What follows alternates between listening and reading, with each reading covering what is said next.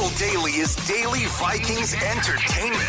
We just want the Vikings to win a Super Bowl before we die. I will ride with this group. Seriously, man. Please. And away we go. All right, Purple Daily. There's no better person to bring us in to welcome the newest Minnesota Viking than yours truly. So the Vikings are signing free agent quarterback Carson Wentz. They have traded Sam Howell to the Eagles for a 2026, an end of 2026 sixth-round pick to the Eagles for 2 future day 3 picks, a 2026 fifth and a 2027 seventh-round pick. So looks like Carson Wentz, I'm assuming, QB2 now in Minnesota. Sam Howell goes to Philadelphia for a couple of day 3 picks in the future. Phil's live on his porch somewhere over Hennepin Avenue or some busy street. Judd's at home sipping coffee. Who wants to start here? What's your guys' initial reactions, I guess, to the quarterback swap? I love this. Are you kidding me? Like, first of all, let's forget, because I feel like we should probably take Carson Wentz in a different direction, address him second.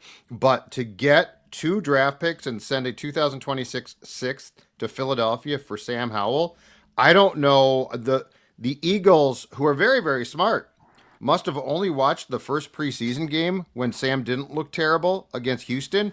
Because, I mean, heck, as I've always said, if they had just sent me a text this morning and said, "What do you think?" I would have said, "You're crazy."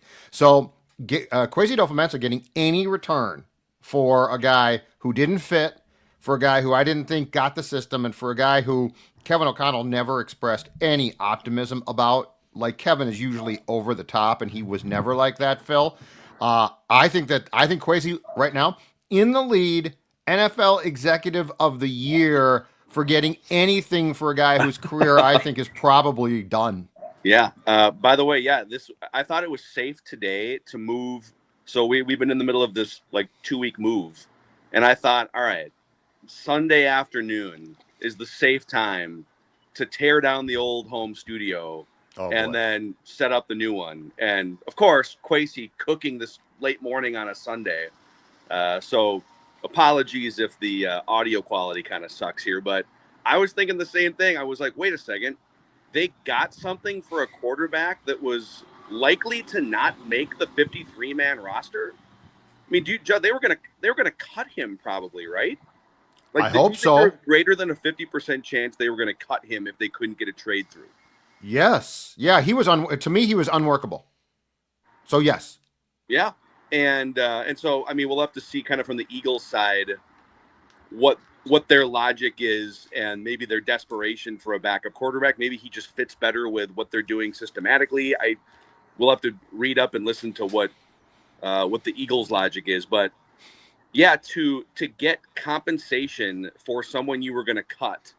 And then I know the second shoe to drop here, the second part of this is very polarizing because Carson Wentz has been a bounce around guy, a coach killer in terms of some of the bad plays he makes on the field. But it's funny that the three of us are on a few different just like Vikings text groups. And one of them is with our friend Drew McGarry, who just dropped the Why Your Team. He's dropping the Why Your Team Sucks series on Defector. And he just dropped the Why the Vikings Suck article. He's a longtime Vikings fan. He was on the show earlier this year. And there's Carson Wentz. The rumors were yesterday he was in for a visit. We even had some listeners spot him at the airport a few months ago, but he might have been coming through family in the upper Midwest. Mm-hmm. But I remember yesterday McGarry said on our text thread, Carson Wentz is the perfect next backup quarterback to come in for like an injured starter, lead the Vikings to a 12-win season, and then the devastating playoff loss. Like he fits that category of sort of washed up, but former top starting quarterback that the Vikings bring in, the Randall Cunninghams, the Jeff Georges, the Matt Castles. We could go down the list, Sam Bradford, although they brought him in as a starter. Mm-hmm. So in terms of just experience and a guy that has played at a high level, and he did spend a year in the Sean McVay offensive system 2 years ago, spent a year in Andy Reid quarterback rehab school. So he's been 3 years in a row now. Carson Wentz has been in Sean McVay QB rehab school, Andy Reid QB rehab school, and now Kevin O'Connell. So they're not signing him to start 17 games, but I know Declan hates it, but I'm good with this. He knows the system, and he's played at a high level in the past, so I'm good with this. I think what changed this as well, and this is a gift from God that it happened. I think Max Brosmer's great training camp and preseason changed this dynamic entirely because, in my opinion, you can't go in and say, okay, Max played really well. I think he's a lock right now, 99.999% to make the 53. But I don't know that you can justify to yourself with a team that should win and a quarterback who you have high hopes for, but did just miss a season because of injury. I don't know that you can say, let's make him QB2. But you know what you can do as the season progresses? If he continues to progress as well, and by the way, we won't see that now. They will. But I trust O'Connell to know exactly what he's watching. Is very quietly, Max Brosmer could become QB2 at some point too. Yeah. So I think the Howell thing was a disaster from day one. I know there were some moments where you all said he's the number 2 quarterback, get over it, but this is too important. But the Brosmer rise up the depth chart to me. So this right now is JJ McCarthy QB1, Carson Wentz as we talk here on Sunday morning QB2, Max Brosmer 3. I would not say that is set in stone for the entire season, though. I think Max Brosmer is only going to continue to work and develop behind the scenes. Yeah. So I do think that there is a very good case that at some point Max Brosmer goes to QB2 and Wentz is a holding place guy. But there in my opinion, there's nothing about this entire situation this morning to question. They probably got it wrong with Sam, but they got it right. They got a return. Hard to complain about any of this now. So I think real quick, the biggest question I have is guys like Carson Wentz were available throughout the entire spring and early summer portion. And I'm sure as they got rejected by Daniel Jones and they're looking down the list of backup quarterbacks, they're having their little Aaron Rodgers conversations about him maybe being a starter, but we knew that was kind of BS. Why wouldn't Carson Wentz? I mean, I guess it's got to be more that Carson Wentz didn't want to join a mini camp or an OTA unless he saw that maybe there was a starting job available. So is that fair to say that he probably waited this out until what is today, August 24th, the last week in August, to see if there was a starting job potentially available, like someone goes down. All right, well, now we're 2 weeks away from the regular season, so I got to take a job somewhere. Yep. And he also, I mean, the anonymous reports that we got that we always appreciate during the springtime that Wentz was here, he might have gone and talked to the Vikings. And at that point in time, he might have said, hey, if I'm going to go to training camp, going to be the 2, here's what I would at least like contractually. And they might have said, no, thank you. Like the Sam Howell thing felt like, no pun intended, a Hail Mary pass of an acquisition. It's like Sam Howell, like he doesn't have experience in the system.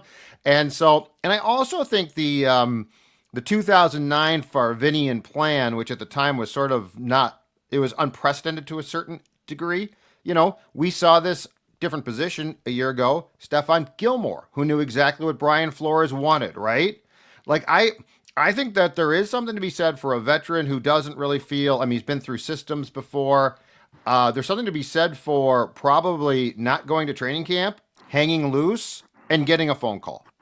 So I bet there were other circumstances with Wentz. And again, I'm not saying he's the answer. I'm just saying if I had to watch Howell practice one more time, my eyes were going to start to bleed. So I'm glad I don't have to. Not that, but obviously Carson Wentz has made, if you rank quarterbacks based on making fans and media's eyes bleed, Carson Wentz would rank pretty high up there the last 3 or 4 years too. But that's where I think you allow yourself a little bit of the Brosmer. I mean, it's probably fair to say, if I'm right on my guess here, that Carson Wentz is QB2 and Brosmer's probably QB2A or B, right? I don't think we're that far away from this shifting. I just don't think they were going to go into September 8th. God forbid something happens to McCarthy and be like, okay, Max, go get him. But I think Max Brosmer, let's not sleep on what that guy showed, and that the progress behind the scenes still could be great. It's just something that we're not going to be witness to on a daily basis as Judd's camp notes are forced to be put into the closet for another year. I'm all good with Max Brosmer staying around here and being developed as your future quarterback too. I don't think we have to keep going into the Goodwill store on the clearance day and saying, well, let's go find the last-minute backup quarterback because we didn't go get one like we've been doing kind of recently. So I'm good with the long-term plan of Max Brosmer, whether Judd's saying he's QB 2B, but by 2026 is your backup quarterback that you have developed and is in your system and gets better with practice and with tutelage and with all the reps that he's going to get with Kevin O'Connell. And as much as Carson Wentz makes me puke and my eyes bleed, he has made 98 starts, and he's now the most experienced quarterback in that room, and it's not even close, man. It's pretty wild. So, and hell, like, outside of, Jared Goff's been a starter more than, obviously longer than Carson Wentz has, but Carson Wentz is, like, now the second most experienced quarterback in the entire NFC North, right? I mean, like, if you don't include, like, Case Keenum might be cut, but Jordan Love has only been starting for, 3 or 4 years. Caleb Williams in his second year. McCarthy's his first year as a starter. Jared Goff's been around a little bit longer than Carson Wentz. Jared Goff definitely has the seniority. Yeah. Yeah, but my point was Wentz is now the second most experienced quarterback, which is crazy. So he can step in.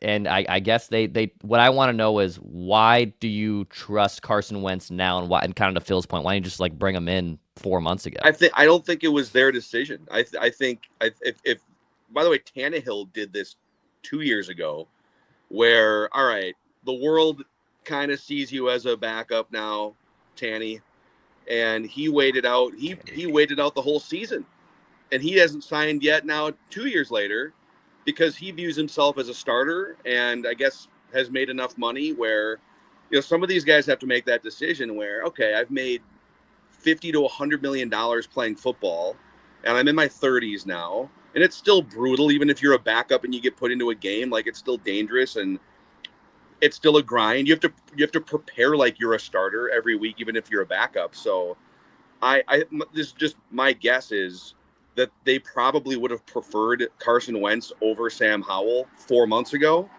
And it was Carson Wentz saying, let's talk in August. If a starting quarterback gets hurt, I'd like to pounce on that opportunity. I'm also going through and trying to find, if you go back to the Sam Howell Seahawks trade, I'm just trying to see how much Kwesi actually cooked here. So it's a lot. They moved back 30 spots in the 6th round. Yeah. So they didn't even give up a pick for Correct. Sam Howell. They just swapped 30 spots in the 6th round. Yeah. So they basically got Sam Howell for free, right? You could say that, because they didn't really give up a pick.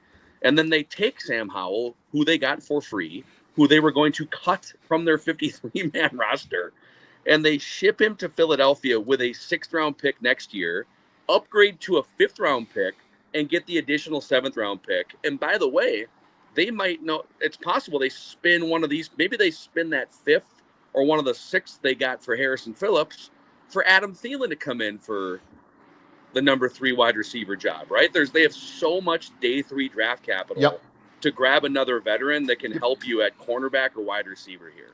Yep. Or, it could be Thielen. It could be a wide receiver who we're not as familiar with, but that can help you. Yeah. Yeah, this is a steal. And I don't know if, the Eagles are saying, well, the O'Connell system, as far as his ability with quarterbacks, is so good that he must have helped fix Howell to a certain degree, or what they're saying. But, the thing is, they didn't. He showed nothing here. Like O'Connell put hands on Sam to say, I'm going to fix you. And he's like, no, I couldn't fix him. So, but I do think too, back to Carson Wentz, I think part of the thing to keep in mind as well is his experience with the Rams reminds me a little bit of what the Vikings' philosophy was in going to get Darnold, because he basically sat for a year with the Rams, much like Darnold sat for a year in the Shanahan system, which has similarities in San Francisco, right? And so that gives Wentz the advantage of coming here without a training camp, but with a big knowledge. And that's the thing. It's the knowledge of the system. I guess in fairness to Howell, I felt like the first day that we had media access at organized team activities, that dude's head was swimming. And Phil, I think you saw the same thing eventually. He never looked comfortable. And that lack of comfort in an intricate system is a real problem. So we can get hung up on what he didn't get work-wise, what he's done in the past. But I think O'Connell sleeps better, if nothing else, knowing that a guy knows his system. And Carson Wentz right now knows far more about the tenets of O'Connell's system than Howell did, because it was very obvious, didn't pick him up. By the way, maybe this is last thing here, because we'll have plenty more on this tomorrow. Minnesota State Fair. So the Score North Twin Show will be live from noon to 1 on the Score North Minnesota Rusco podcast stage. And then Purple Daily from 1 to 2 with Judd's 53-man roster projection and plenty more on Carson Wentz. And then the O-line committee guys, Jeremiah Searles and Alex Boone, are going to be in the house tomorrow for a Purple Daily crossover. And then I am sure they will have takes on Carson Wentz too. But Jeremy Fowler from ESPN, former Vikings beat writer and friend of the show here, he said, so the Vikings have added draft picks and shed salary with recent trades of Harrison Phillips and Sam Howell, setting the stage for a wide receiver trade. Yes, Adam Thielen is still in the mix here, but the Vikings have several other lines out on the position league-wide. Yes. I would not be surprised if that comes down today. I think the reason why, so you did see a few teams, and this is sort of how it works now. You saw a few teams announce a few rounds of cuts on Saturday, and the Vikings ordinarily do that themselves. Now, you don't make all of your cuts, but you do. But guys that are obvious cuts, you sort of set them free to begin to look for jobs elsewhere. The Vikings did not do that, and my guess is it's because solely of the quarterback situation was being addressed. That's now done. And the wide receiver situation, I think, remains incredibly fluid. But I was going through my 53-man this morning before this news hit. You know, I told the dogs and I told Dawn, I got to do this. I got to go into my room and I got to start to make some cuts, some very tough decisions. No, they're not actually. And I was going through it. And I mean, the wide receiver room, I will come back to this. It's not workable right now. What, just for fun, what was your quarterback room before this trade? 2 quarterbacks. I kept, before the trade this morning, actually right before I got your note that the trade had gone down, I had JJ McCarthy and Brosmer, and I was going to do a placeholder for Howell, but I'm like, no, until they address it, but he is not making the team. Yeah. He is not making the team. Unfortunately, if Sam Howell had, the biggest basher in the local press was probably me. I couldn't see it working. You were right. I couldn't. Dude, take a bow. Judd's camp notes. Thank you. Judd's camp notes was spot on about almost everything the last 4 months. We'll see what some of the like the tight end 3. You've got a couple takes on but your radar on Sam Howell. And by the way, the people that trashed and denigrated Judd's camp notes for being too hard on Sam Howell, for being mean to Sam Howell. Yeah. Not me. Well, the Vikings felt the same way. Clearly. That's right. This notebook, Judd's Camp Notes, available at the State Fair, right at our booth. This had the insight into the fact that Sam Howell was not the answer. Yeah. I'm excited. Tomorrow's going to be fun, man. Tomorrow, you had a great Judd's hockey show on the big stage at Carousel Park yesterday, and we're going to have O-line committee out there tomorrow, and then Tuesday it'll be 2 hours of Purple Daily, and then Before I Die with Jesse Pierce and Leighton and Jason too.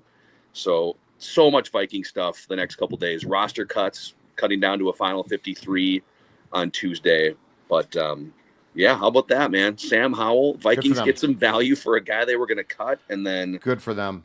And then Carson Wentz, sixth team in 6 years, boys. Wow. 6 times the charm. So does this trade now mean that the Vikings, by our math, still have 9 2026 picks if you include the potential compensatory picks? For 26, yeah. Because they were 6th. They gave up a 6th, and then they got a 5th back, so they actually upgraded there. Yeah, because the extra pick they get, because the Howell trade was Howell pick for 2 picks. But the 2026 picks you're essentially upgrading from a 6th to a 5th, and then you're adding a 2027 7th round pick. Yep. So your number of picks doesn't change for next year, but this could be like, there's all these reports about the Panthers driving a hard bargain for Thielen, and there was that 3rd round report from a couple days ago, which is ludicrous. But I could see the Panthers leveraging the Vikings' desperation into a 5th, and that this was the first shoe of, if you can find a way to get us a 5th, then the Vikings are like, all right, well, we have one, but let us see what we can do with Sam Howell first, and then we'll go from there. Yeah. Incredible. I cannot believe that they actually upgraded a draft pick for this Dude, guy. So I good for feel like them. Kwesi has cooked in almost every area except for the draft. Well, you know what though? So yeah, okay. In fairness, the UDFA stuff is really impressive. Like that's super impressive. But I'm gonna say, you know where else they absolutely cook, and it doesn't have to do with players necessarily, is in these types of trades. Mhm. I feel like between him and Brzezinski, like they are, and too the compensatory pick thing, which I don't think teams they might put more value on that now. I feel like for years they didn't. But like if you look at what they do with the math, Formula One. That was Ragnar riding by. Actually, I thought it was Formula One. Right oh wait, down. no, it's actually Carson Wentz on a motorcycle. And here they come around the turn. Early morning here, the McLaren's looking great. No, but I mean, if you look at what they've done from a mathematical standpoint on like trades and comp picks, it's a very impressive high level game of poker that's being played. It is. Yeah. So, we'll let Declan land this plane here, but we'll sleep on this and have even more Carson Wentz takes tomorrow, and then we can react to the Adam Thielen trade that's going to go down in like 2 hours. We'll see. Yeah, good point. Me and my buddy Carson Wentz are just going to gently put this plane on the ground. It's a nice plane. Neither of us, JJ, you too, neither of us are going to crash this plane. This is going to be a nice, smooth Carson's been known landing. to crash a football plane or two in his life. So, God. Oh, boy. Hey, hit the like button, subscribe button. Go to scorenorth.com/fair to see all of our schedules as Phil kind of laid out. We already got some stuff lined up. We'll be out there tomorrow hanging out. So if you're coming to the Minnesota State Fair tomorrow afternoon, come up, say hi, get your Juds on a stick. This is Purple Daily, though, Daily Vikings Entertainment, where we just want to see the Vikings win a Super Bowl before we die.